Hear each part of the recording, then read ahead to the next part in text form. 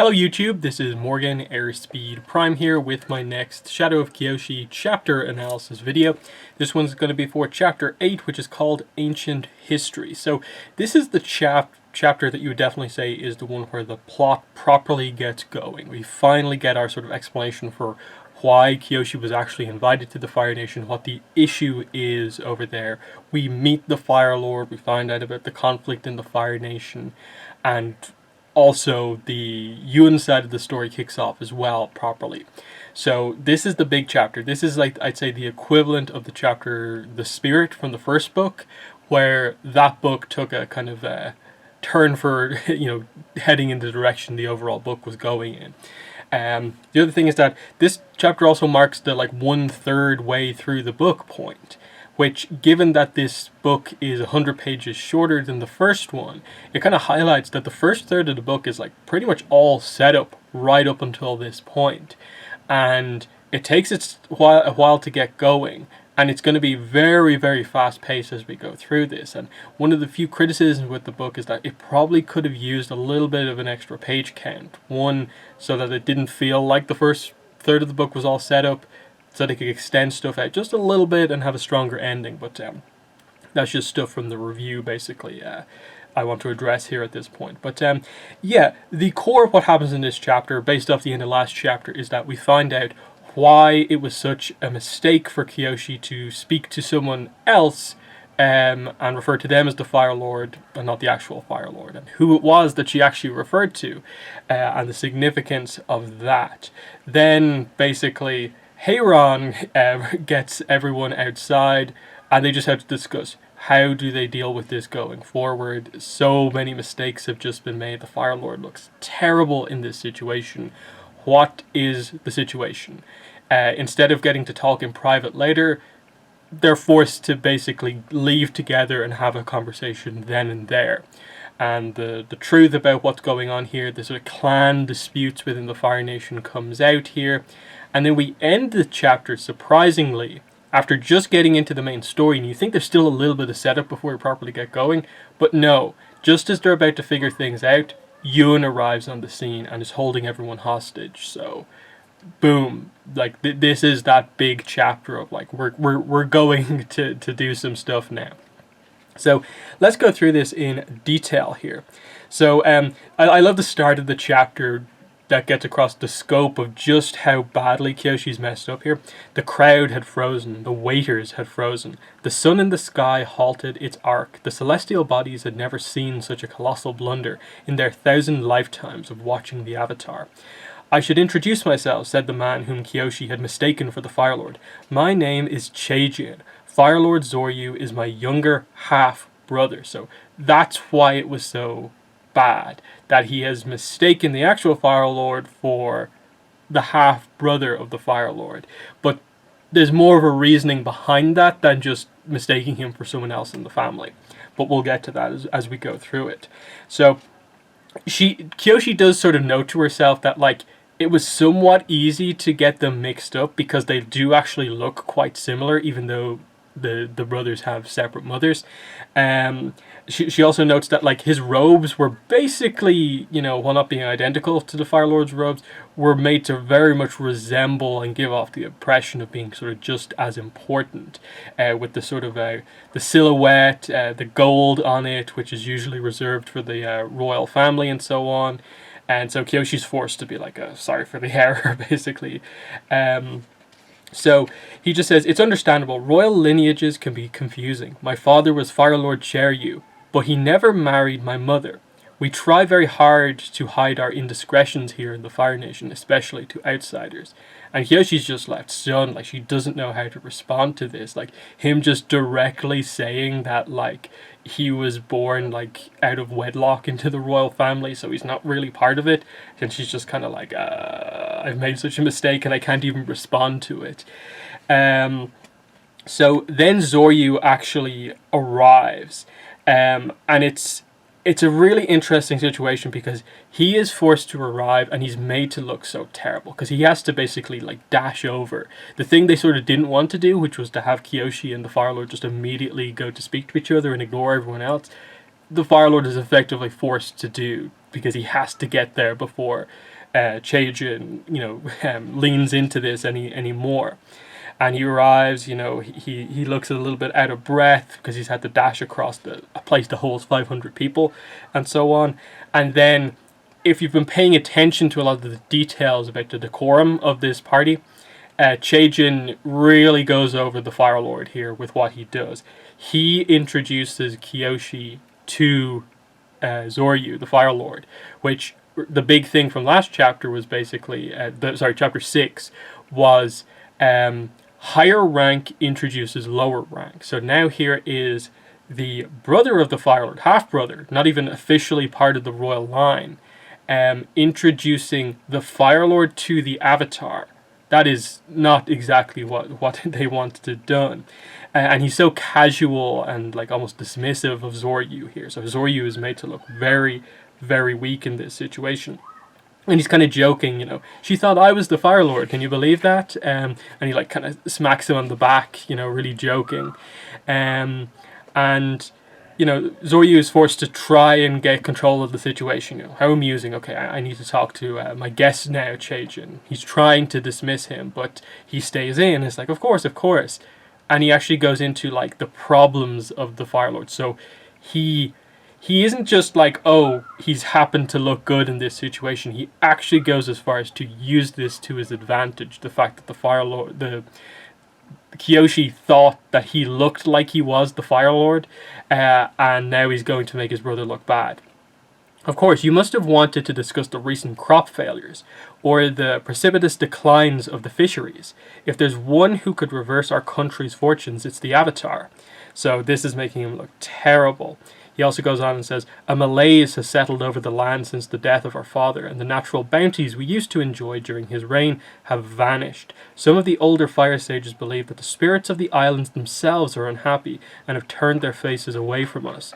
I, of course, have argued otherwise. The strength of my brother's rule is not to be questioned. And he's obviously being super facetious here. He's just trying to act like he's not actually like completely like making his brother look terrible here by like saying, oh, but I defended him, kind of. But the core of what he said has been just pointing at the flaws of Zoryu's rule. This is what was pointed out by Rangi a chapter or two ago about the mushrooms, the specific mushrooms that are usually used to celebrate the Zeto festival not being here. So crops doing terribly currently. So this is where Zoryu's reaction to this, Kyoshi realizes he's telling the truth completely. But this is where Kyoshi realizes what's happening here. She's already made an error, but she now realizes, okay, this is what's happening here. Cheijin is trying to make himself look good because, I suppose he was sort of passed over in the line of succession, basically. So he's trying to look really good here. And Kyoshi, trying to regain control over herself, is like, okay, I won't allow myself to be used to manipulate the situation here. So I'll take control of the situation. And she immediately jumps in and is like, if there's an issue with the spirits, I will resolve it on behalf of the Fire Lord. He has my full support as the Avatar. And then she says, now if you don't mind, he and I will talk in private. And Cheijin is actually the one to be like, whoa, like I can't believe the Avatar just did that. So another sort of breach of decorum of the party here. Kyoshi's still not realizing just how bad it's going here. And she's like, I believe I asked you to leave. And he's like, okay, I'll jump on this as well. And so he leaves, and then Rangi is like, Kyoshi, what did you just do? This is terrible. At this point, Heiran comes back, and Kyoshi's kind of like, what did I do? And Heiran's like, well, what she's done is follow disaster with catastrophe. And she's like, everyone shut up and follow me before you embarrass yourselves further. And she's not just referring to like Rangi, Atuat, and Kyoshi. She's including the Fire Lord here. So she just comes back in, doesn't even introduce herself to the Fire Lord, and is just like, all you guys come out with me. So Cheijin is left. Everyone else, including Atuat, is left to follow Heiran outside. And Kyoshi's just like, wait, how does Heiran have this power to boss the Fire Lord around? So you're sort of wondering, like, what's the dynamic there? Because we sort of learned that Zoryu isn't particularly old. I I don't think they exactly give a name, but they do note that he is relatively young.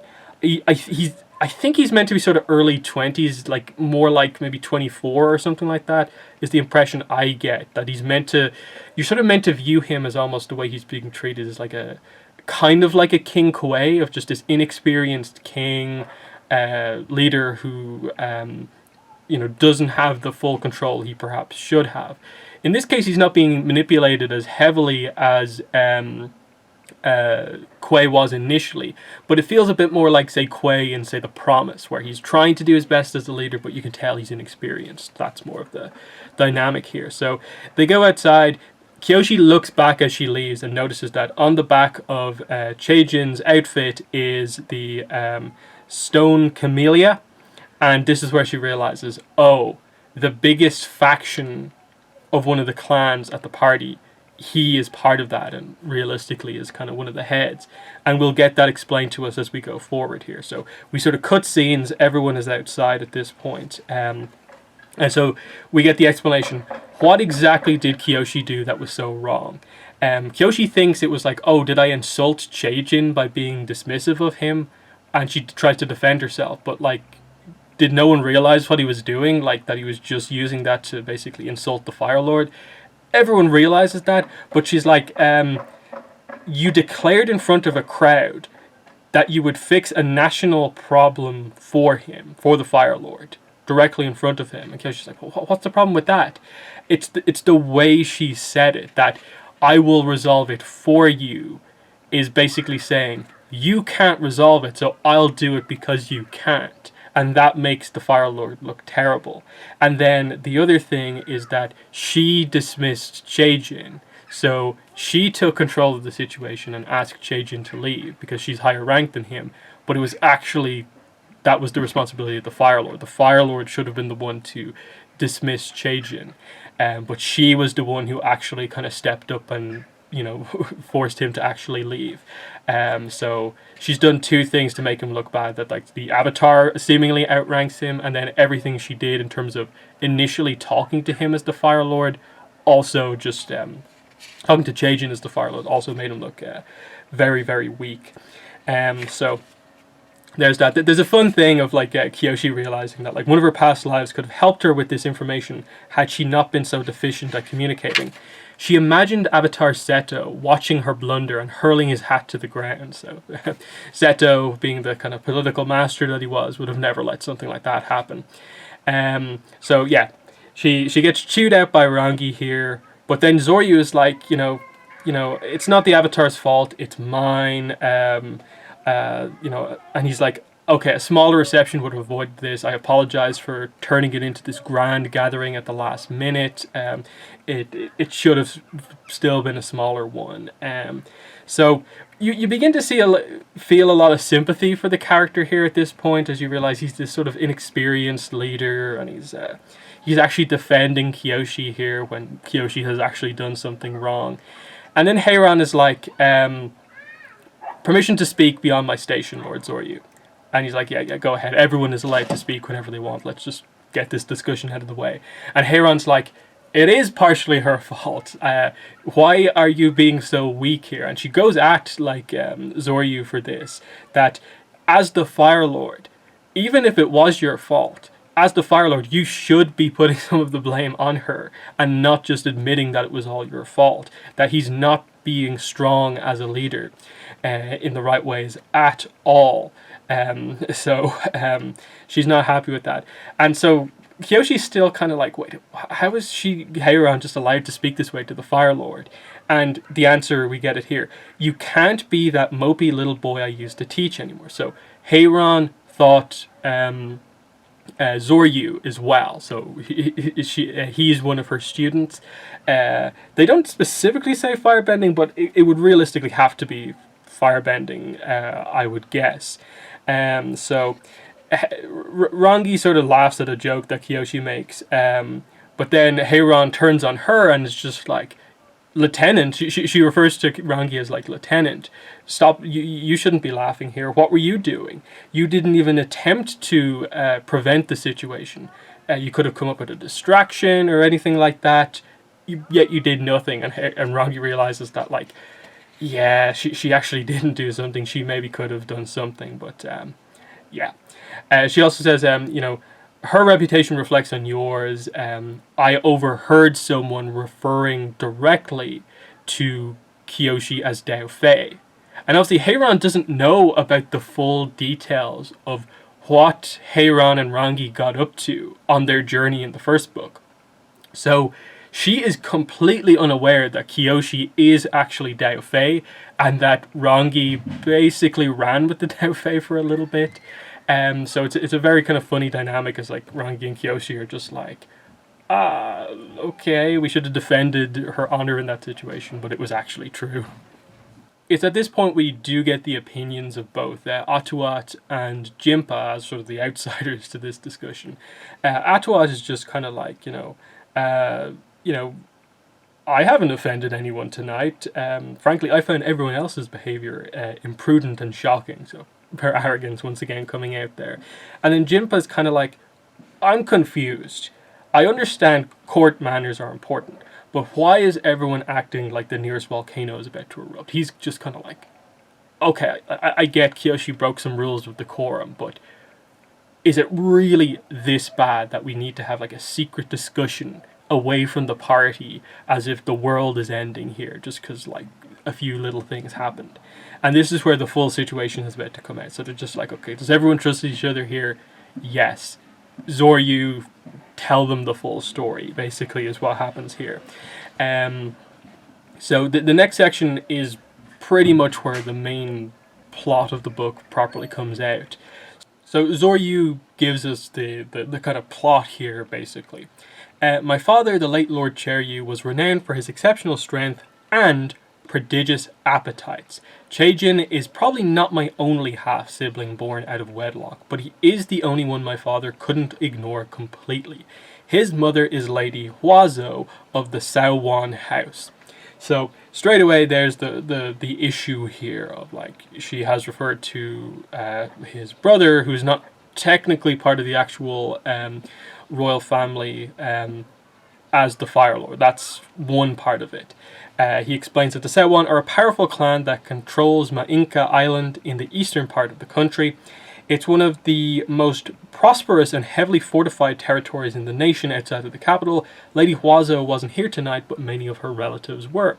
They were the ones wearing the stone camellia patterns, the Saowan family crest. So that brings that all together. That connects it back to the joke from before, in a way, with the painting. Why it was significant that on Cheryu's painting, the camellia was ahead of the stone peony, and we'll get to that in just a second. So this is where Kyoshi asks, okay, she's connecting the clans and stuff like that together. What about your mother, Zoryu? Where is she? Who's she? And he says, my mother was Lady Sulan of the Kyoso clan. So straight away, there you go. Okay, they're the two different clans. That's the conflict at play here. We have this sort of more prosperous clan that's actually doing quite well, but it is the family that is not directly tied to the royal family as such, but it kind of is because of Cheijin. But he was born out of wedlock, but he's actually the older brother of the two. So some interesting stuff there just from the fault. He notes that he never knew his mother. She died giving birth to me. And he says, to avoid dishonoring Lady Huazo and the Saowan clan, my father officially recognized Cheijin as his child, but excluded him from being an official member of the royal family. So it placed Cheijin in an unusual position where he was and also wasn't part of the royal family, and he didn't really know where he stood. So he was sent away to the Fire Sages to kind of get rid of him, basically. And so the issue comes up when he came back, as he is the High Temple liaison, but he came back into sort of court politics thinking that he wants his crown. So to some degree, being more entwined with his kind of mother's side of the clan has kind of planted these seeds in his head that he should actually pursue trying to get the crown kind of put on him, and the lineage sort of switched over. So pretty interesting stuff here. There is the problem straight away, that Cheijin actually does want the crown himself. He wants to be the Fire Lord, which is why Kyoshi referring to him as the Fire Lord was such a bad thing to happen, and why so many of these infractions that have happened are like doubled in size, basically, because this is why Kyoshi was brought here, to make the Fire Lord look good, that he invites the Avatar over and the Avatar will stand by him. But Cheijin got to meet the Avatar first and talk to her first and more or less get her sort of like approval, as like the Avatar thinks I'm the Fire Lord, type situation. So that's what's going on here. Zoryu has been completely sort of politically outclassed by sort of everyone around him. That's what's going on here. And Zoryu's like, he's simply better at this game than I am, and day by day he comes ever closer to fully winning it. Kyoshi does ask the question, like, okay, I get there's politics going on here, but you are the valid Fire Lord. Why does it matter what people think or anything like that? And he just kind of notes that, like, with enough troops, his claim can be valid. That because of the clans and they have their own troops, loyalty between specific clans does actually matter. And they're the ones that are sort of in the more prosperous situation. They're doing better. Their harvests are better. And that's what he notes. Like, the last 2 years, the harvests have been borderline failures. Fishermen pull up empty nets from the shores of First Lord's Harbor to Hanuwu. He said we had to cull half of the pig chickens in the country due to sickness months ago, and so on. So, people have taken to thinking that Zoryu's reign is actually cursed. That's how bad things have gotten. Versus, of course, the Sowon clan. Their island is actually doing very well. So this is where we get the idea of, like, okay, so then what was, why is it like that? Like, surely they can't blame natural disasters or like stuff just happening that's due to nature on you. And the real problem of this comes down to the fact that, he notes that, like, his father wasn't really the best leader, but he was a leader during a time when the crops were incredible. What does it say here? During his rule, the rains fell, the fields were green, and the fish were so plentiful you could pluck them from the seas by hand. And in contrast, he has had to sort of empty the royal treasury to keep people from going poor. Basically, that's why the problem is, and this is where Kyoshi realizes that you invited me here to bolster your reputation. That's what it fundamentally is about. He wanted her help, of course, but fundamentally it just was a boost in popularity just by him being next to the Avatar. But yeah, things have gone quite bad. Atua does point out that, like, okay, but you act as if war is literally about to happen, and they just, all the Fire Nation people out there are just kind of like, it's the Fire Nation, of course it's going to happen, conflict is going to happen, that's the way things are. That, if they can have Agni Kais over kind of honor, of course something like this is going to actually lead to violence. He just notes that history tends to repeat itself. Fire Lord Yosor nearly lost the country to civil war and was only saved by Fire Avatar Zeto. And after this, the core of it is, Cheijin works the courts while his mother, Huazo, consolidates wealth and power throughout the islands. In the meantime, I lack the political and military resources to check them. The standing fire army is an elite force, but it is small. To win in a pitched battle against a clan as large as the Sowon, I need the rest of the noble houses committed in lockstep behind me. And that wouldn't happen without an extremely just cause. So he's not going to get the support the way things are, and it's just a terrible situation for him that he can't seem to get himself out of. I don't know how much more honor I have left to lose. That's the situation that he's in. And even Kyoshi is beginning to sympathize with the situation that he's in. That he was just born into this situation and he's inherited the rule at a time when the crops just have happened to go bad. And it's not fundamentally his fault, but he's going to be blamed for it because things were good before, and there is a group that's looking better. So at this point, Heiron is like, okay, we have to come up with a plan, but Otwad is like, you need to rest. You can't stay out here planning for ages. And so she just gives them a final piece of advice before she leaves. Forget trying to rebuke Chejin for now. Don't do anything until we come up with a plan. Stick with neutral Jing. That's the stay back. Don't do anything. So this is when I suppose Zoryu, Rangi, and Kyoshi get the chance to sort of talk on their own with sort of the adults gone. It's specifically noted here that like we'll have to leave the children outside. That Heiron refers to, yes, Kyoshi and Rangi as being the children, but she does also include Zoryu in that group as well, highlighting that he is still relatively young also. So he asks Kyoshi if she plays Paisho, and it's become a little bit of a thing throughout the book of just people asking her if she plays and her having to respond, no, I don't play. And he just notes that I became acquainted with your predecessor over the game. And Kyoshi has to like think for a minute and be like, wait, who's he referring to? Because like Karuk was good at Paisho, but could he have possibly met Karuk? No, because he's still fairly young. So it has to have been Yoon, of course. So she's just so unused to hearing people actually refer to Yoon as actually being the Avatar. So he notes that the Firelay sages would censure me for saying this, but in a certain way he was Avatar enough. Master Yoon burnished my image at court and pulled more diplomatic strings for me than any of my ministers, and he made me forget my situation in a good way. And they're like, yeah, he had a talent for that. His visits to the palace were the only time I didn't feel like I was so alone. But I understand he was your friend before he was mine. My condolences to you both. And so it's just this interesting thing where Kyoshi then kind of says, you know, maybe one day I can be of as much help to you as he was. And it ends in a good-natured way. Like Kyoshi has ended up doing something that makes him look terrible, but he kind of cracks a joke at the end. I mean, given how gravely you've insulted me tonight, there's nowhere to go but up. And he sort of like winks at her because of this. And she considered this to actually be like, that actually went quite well. They've actually got off on relatively good terms overall. This is where Kyoshi asks him about the whole painting thing.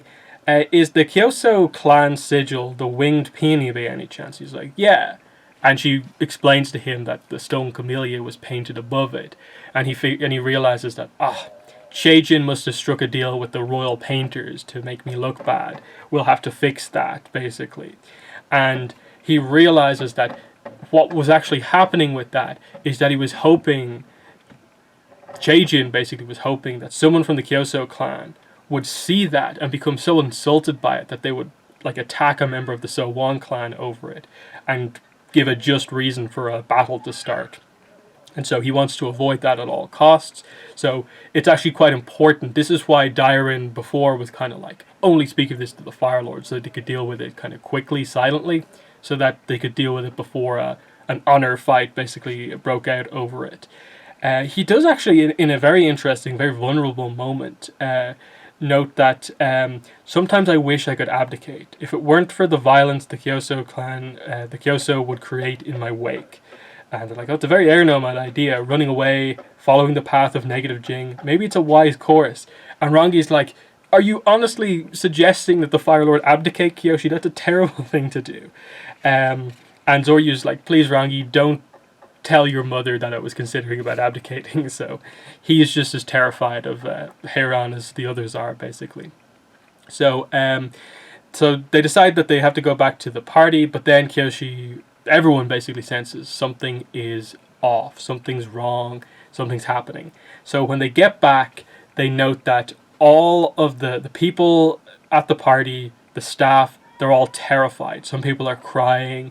Everyone is extremely fearful, and she's only seen this situation once before. The people, what does it say here? When the pirate queen of the Eastern Sea had plucked Earth Kingdom natives from their village and forced them to do her bidding upon pain of death. They're hostages, said a familiar voice. How else are they supposed to act? And this is where we get the introduction of Yoon. Yoon is here. He's holding everyone hostage. It says here, up high, Yoon sat on the edge of the Avatar's dais. letting his feet dangle over the side. He was dressed for the occasion in fine robes of green and black, looking every bit like a secret prince out of Earth Kingdom fables, hidden until the moment of his glorious ascension, except for his one hand. It was still stained a rotting grey, like a dead thing affixed to his body. Yun beamed at her, the same easy smile she knew from her dreams and nightmares alike. "It's good to see you again, Kyoshi." So, very, very interesting stuff here. As they suddenly introduce Yoon right at arguably the worst moment. Just as you think a political plot is really about to play out, that they're going to have to go in and try and save the party for the Fire Lord to make him look a bit better, and then it's like Yoon is here, and this is going to make the Fire Lord look even worse. That Yoon is going to make his guards and his security look like nothing because Yoon has held the whole party hostage. So how will Kyoshi deal with this? She is seemingly going to have to fight Yoon here. But how is Yoon going to deal with seeing Rangi again? Seeing Kyoshi again? We know he wants to put his pain on everyone else. And over the course of the first few chapters, you kind of feel like, okay, well, he's already killed Jianzhu. Who is here at the party that he would hate just as much? And they've really doubled down on the idea that Liu Beifong is probably second on that list. So he's here at the party, he's at risk. So they're the sort of characters to look out for as Yoon is here.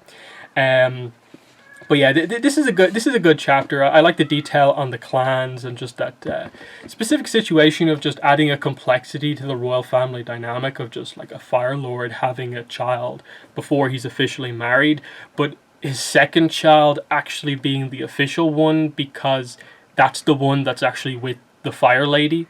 The other thing I'll say on that is that I've seen a few people maybe misinterpreting the clan system, I suppose, in the way you're meant to sort of view it in a way. A lot of people have definitely been viewing this as being like, oh, does this reveal to us like second names for a lot of the characters?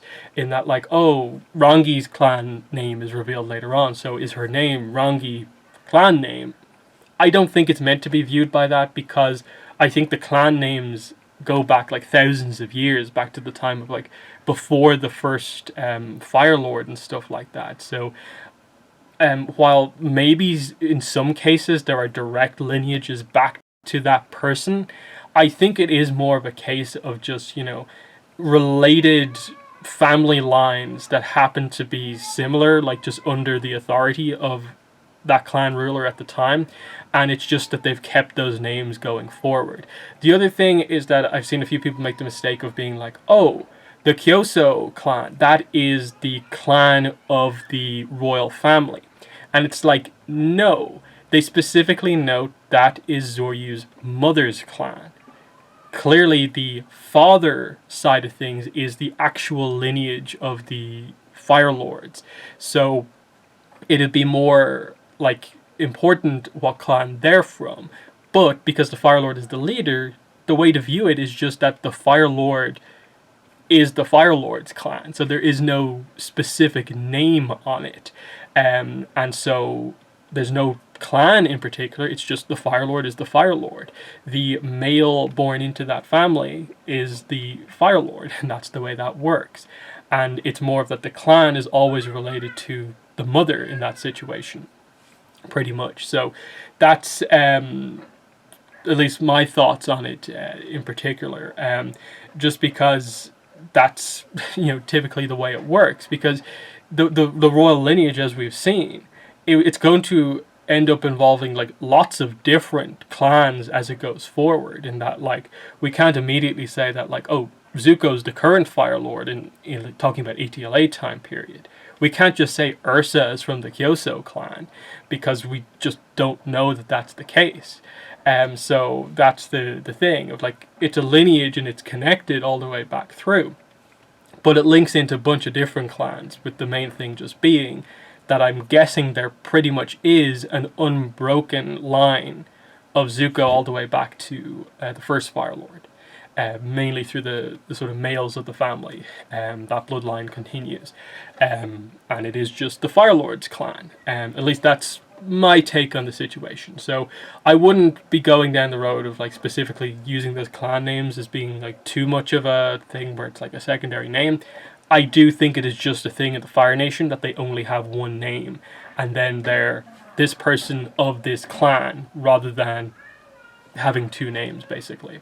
So for anyone who I was wondering, like, oh, does this book reveal the family name of the royal family? No, it doesn't. But it explains sort of some of the details surrounding that, I suppose.